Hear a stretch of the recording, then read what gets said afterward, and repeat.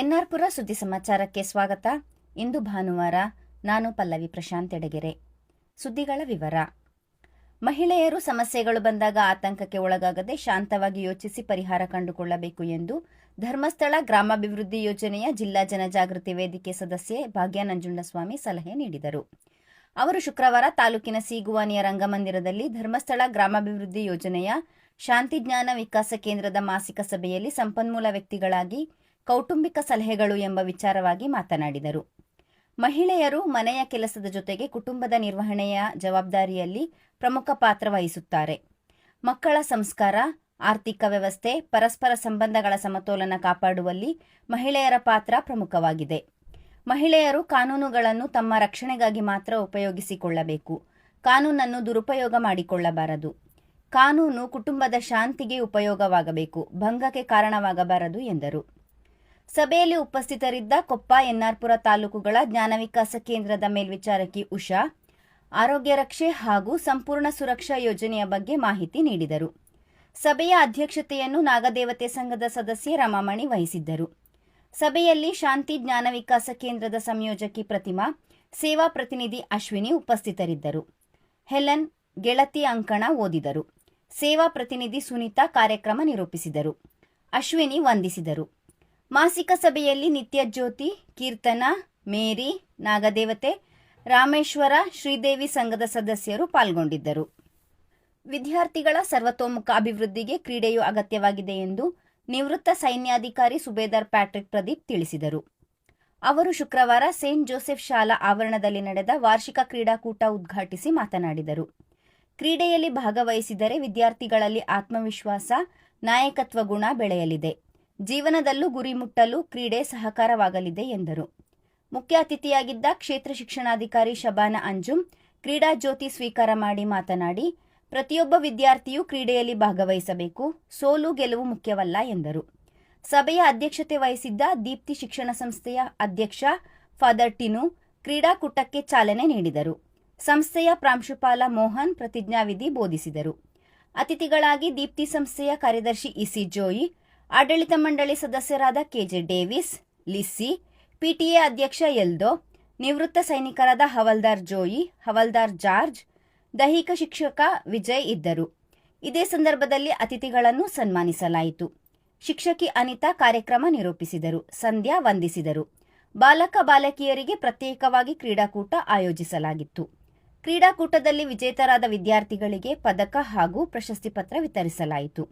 ವಿದ್ಯಾರ್ಥಿಗಳಿಂದ ಪಥಸಂಚಲನ, ಸಾಮೂಹಿಕ ವ್ಯಾಯಾಮ ಪ್ರದರ್ಶನ ಹಾಗೂ ಸಾಂಸ್ಕೃತಿಕ ನೃತ್ಯ ನಡೆಯಿತು.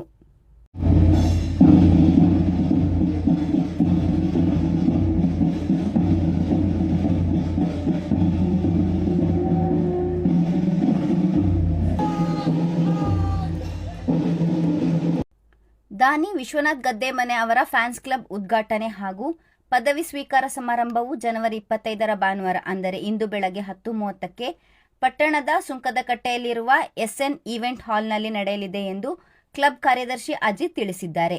ಸಮಾರಂಭಕ್ಕೆ ಗದ್ದೆಮನೆ ವಿಶ್ವನಾಥ್ ಅವರು ಆಗಮಿಸಲಿದ್ದು, ಸಮಾರಂಭದಲ್ಲಿ ವಿದ್ಯುತ್ ಲೈನ್ಮ್ಯಾನ್ಗಳಿಗೆ ನೂತನ ಫ್ಯಾನ್ಸ್ ಕ್ಲಬ್ ವತಿಯಿಂದ ಹಾಗೂ ಗದ್ದೆಮನೆ ವಿಶ್ವನಾಥ್ ಚಾರಿಟೇಬಲ್ ಟ್ರಸ್ಟ್ ವತಿಯಿಂದ ಸ್ವೆಟರ್ ವಿತರಣಾ ಕಾರ್ಯಕ್ರಮ ನಡೆಯಲಿದೆ ಎಂದು ತಿಳಿಸಿದ್ದಾರೆ. ನರಸಿಂಹರಾಜಪುರ ತಾಲೂಕಿನ ಗುಬ್ಬಿಗ ಗ್ರಾಮ ಪಂಚಾಯಿತಿಯಲ್ಲಿ ಫಲಾನುಭವಿಗಳಿಗೆ ಸಿಂಟೆಕ್ಸ್, ಕಬ್ಬಿಣದ ಅಲ್ಮೇರ ಹಾಗೂ ಅಂಗನವಾಡಿಗಳಿಗೆ ಅಗತ್ಯ ಪರಿಕರಗಳನ್ನು ಗುರುವಾರ ವಿತರಿಸಲಾಯಿತು. 6 ಅಂಗನವಾಡಿ ಕೇಂದ್ರಗಳಿಗೆ ಆರೋಗ್ಯಕರ ಅನುದಾನದಲ್ಲಿ ಅಗತ್ಯ ಪರಿಕರಗಳಾದ ಮಕ್ಕಳ ಟೇಬಲ್, ಚೇರ್, ಪುಸ್ತಕಗಳು, ಕುಕ್ಕರ್, ವಾಟರ್ ಫಿಲ್ಟರ್, ಪಾತ್ರೆಗಳನ್ನು ವಿತರಿಸಲಾಯಿತು. ಗ್ರಾಮ ಪಂಚಾಯಿತಿ ನಿಧಿಯಲ್ಲಿ ಶೇಕಡ 25ರ ಅನುದಾನದಲ್ಲಿ 9 ಫಲಾನುಭವಿಗಳಿಗೆ ಅಲ್ಮೇರಾ, 9 ಫಲಾನುಭವಿಗಳಿಗೆ ಸಿಂಟೆಕ್ಸ್ ಹಾಗೂ ಶೇಕಡ 5ರ ಅನುದಾನದಲ್ಲಿ 4 ಫಲಾನುಭವಿಗಳಿಗೆ ಸಿಂಟೆಕ್ಸ್ ವಿತರಿಸಲಾಯಿತು. ಈ ಸಂದರ್ಭದಲ್ಲಿ ಗುಬ್ಬಿಗ ಗ್ರಾಮ ಪಂಚಾಯಿತಿ ಅಧ್ಯಕ್ಷ ಕೆಟಿ ನಾಗರತ್ನ, ಉಪಾಧ್ಯಕ್ಷ ಡಿ ಶಂಕರ್, ಸದಸ್ಯರುಗಳಾದ ಉಷಾ, ಉಮಾದೇವಿ, ಕೆವಿ ಸಾಜು, ವಸಂತಕುಮಾರ್, ಜಯಂತಿ, ಲೋಕೇಶ್, ಸುನೀತಾ, ಜಿಎ ಸತೀಶ್, ಪಿಡಿಒ ಸೀಮಾ, ಕಾರ್ಯದರ್ಶಿ ಹೂವಮ್ಮ, ಗ್ರಾಮ ಪಂಚಾಯಿತಿ ಸಿಬ್ಬಂದಿಗಳು ಇದ್ದರು. ನರಸಿಂಹರಾಜಪುರ ತಾಲೂಕಿನ ಸೀತೂರಿನಲ್ಲಿ ನೂತನವಾಗಿ ನಿರ್ಮಾಣಗೊಂಡಿರುವ ಶ್ರೀ ಪ್ರಸನ್ನ ವೀರಾಂಜನೇಯ ಸ್ವಾಮಿಯ ಪ್ರತಿಷ್ಠಾಪನಾ ಕಾರ್ಯಕ್ರಮವು ಜನವರಿ 25ರ ಭಾನುವಾರ ಅಂದರೆ ಇಂದು ನಡೆಯಲಿದೆ.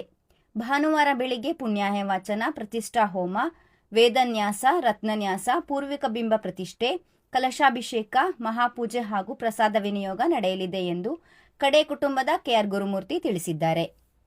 ನರಸಿಂಹರಾಜಪುರ ಅಗ್ರಹಾರದ ಕಟ್ಟೆ ಸಿದ್ಧಿವಿನಾಯಕ ಸ್ವಾಮಿ ದೇವಸ್ಥಾನದಲ್ಲಿ ವಾರ್ಷಿಕೋತ್ಸವದ ಅಂಗವಾಗಿ ಗುರುವಾರ ಪುರೋಹಿತರಾದ ಎನ್ಎಸ್ ಸೂರ್ಯನಾರಾಯಣ ಜೋಯಿಸ್ ನೇತೃತ್ವದಲ್ಲಿ ವಿಘ್ನೇಶ್ವರನಿಗೆ ಪಂಚಾಮೃತ ಅಭಿಷೇಕ, ರುದ್ರಾಭಿಷೇಕ, ಪವಮಾನ ಅಭಿಷೇಕ, ವಿಘ್ನೇಶ್ವರನಿಗೆ ಸಹಸ್ರ ಮೋದಕ ಗಣಪತಿ ಹೋಮ, ಪೂರ್ಣಾಹುತಿ ಹಾಗೂ ಮಹಾಮಂಗಳಾರತಿ, ತೀರ್ಥಪ್ರಸಾದ ವಿನಿಯೋಗ ನಡೆಯಿತು.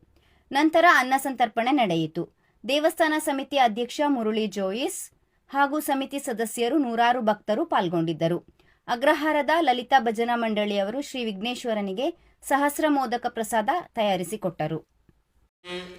ಗಣಾನಾಂ ತ್ವಾ ಗಣಪತಿಗುಂ ಹವಾಮಹೇ ಕವಿಂ ಕವೀನಾಮುಪಮಶ್ರವಸ್ಮಿ. ಓಂ ಅಮೃತಾಭ್ಯ ನಮಃ, ಗಂಗಣಪದೇ ಪ್ರತಿನಿಭ್ಯ ನಮಃ, ವರ ಸಮೃದ್ಧಿಭ್ಯ ನಮಃ, ವರೋಜನಭ್ಯ ನಮಃ, ವಶಮಾನೇ ಕಲಿಕಾಭ್ಯ ನಮಃ, ವಾಹ ಕರದಭ್ಯ ನಮಃ. ಓಂ ಶ್ರೀ